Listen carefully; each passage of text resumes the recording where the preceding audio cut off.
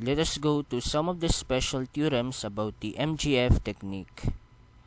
So our first theorem is about the MGF of sum of independent random variables. Let x sub 1, x sub 2, and so on till x sub n be n independent random variables whose marginal MGFs all exist for all t greater than negative h but less than h, where h is greater than 0 and are denoted by m sub big X sub I of t, m sub big X of 2 of t, and so on until m sub big X sub n of t respectively.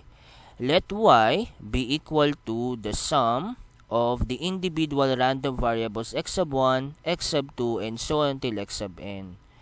So, pwede nating i-denote si y as equal siya sa sum ng x sub I from 1 up to n. Then, the MGF of y, again, ito yung ating notation para sa MGF ni y, equal siya sa product, okay, ng ating individual marginal MGFs of x sub i's I from 1 up to n.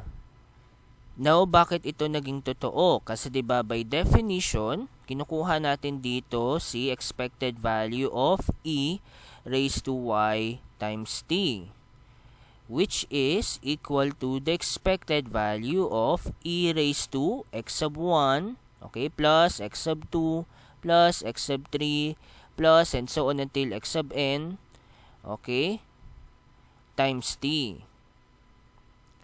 Now, pwede nating i-distribute si t dun sa mga random variables x sub 1, x sub 2, and so on until x sub n. So, meron tayong expected value ng e raised to x sub 1 times t, okay, plus x sub 2 times t, and so on until x sub n times t. Now, dahil independent si x sub 1, si x sub 2, and so on till x sub n, therefore, itong expectation na ito ay equal sa product, okay, ng mga individual expectations. So, meron tayong expected value ng e raised to x sub 1 times t times expected value ng e raised to x sub 2 times t, and so on until expected value ng e raised to x sub n times t. Now, by definition, itong mga to, yung mga marginal MGFs ni x sub 1, x sub 2, and so on until x sub n. Therefore, okay, yung MGF ni y, okay, yung MGF ni y, okay, equal lang siya sa product nitong individual na mga MGFs ni x sub 1, x sub 2, and so on until x sub n. Now, ang corollary naman nito, paano kapag kinukuha natin yung MGF ng sum of IID random variables? Let x sub 1, x sub 2, and so on until x sub n be n independent and identically distributed random variables with common MGF that exists for all t greater than negative h but less than h, where h is greater than 0 and is denoted by m sub big X of t. Mapapansin ninyo, wala ng subscript, no?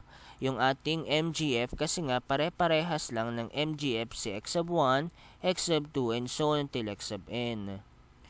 Now, if we let y to be equal to, again, the sum of x sub 1, x sub 2, and so on until x sub n, okay, then the MGF of y ay equal sa, okay, MGF ng x at t, okay, this quantity raised to n. Now, itong corollary na to ay madali lang ma-prove using yung ating theorem kanina. So, di ba, meron tayong MGF ni y, okay, kanina kapag meron tayong independent na random variables, equal siya sa product, no, ng marginal MGFs, okay, I from 1 up to n. Now, dahil pare-parehas lang yung MGF ni x sub 1, x sub 2, and so on until x sub n, kasi nga, identically distributed itong mga random variables na ito, therefore, equal ito sa, okay, kinukuha lang natin yung product ng same na quantity. So, equal ito ngayon sa MGF ng ating common, MGF ni x, at t, okay, raised to n. Now, meron tayong terminology para sa specific na property ng isang family of distribution, which is ang tawag natin sa kanya is yung tinatawag natin na reproductive property. For completion, and formality, we usually say that a distribution is reproductive with respect to its certain parameter. This parameter is the one changing whenever we add the independent random variables. For instance, the sum of independent Poisson lambda sub I random variables is also a Poisson random variable with parameter, sum of lambda sub i's. Thus, the Poisson distribution is reproductive with respect to lambda.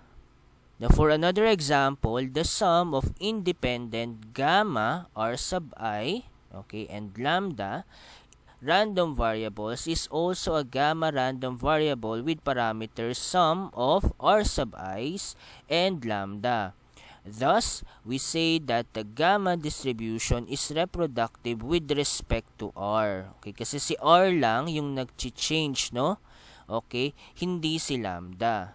Lastly, the sum of independent normal with parameters mu sub I and sigma squared sub I random variables is also a normal random variable with parameters, sum of mu sub i's and sum of sigma squared sub I.